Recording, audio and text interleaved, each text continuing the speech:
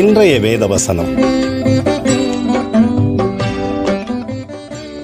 உனக்கு பரிபூர்ண நன்மை உண்டாக கட்டளையிடுவார். உபாகமம் 28:11.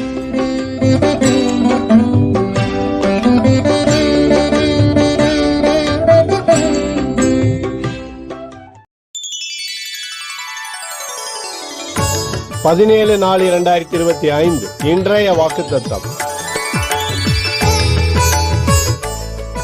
நீ நன்றாயிருப்பாய், உன் நாட்களும் நீடித்திருக்கும்.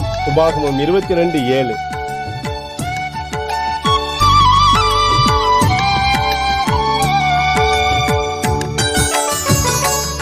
இயேசுவால் நான் மகிழ்ச்சியாய் வாழ்கிறேன். இந்த வாக்குத்தத்தத்திற்காக இயேசுவுக்கு நான் நன்றி செலுத்துகின்றேன்.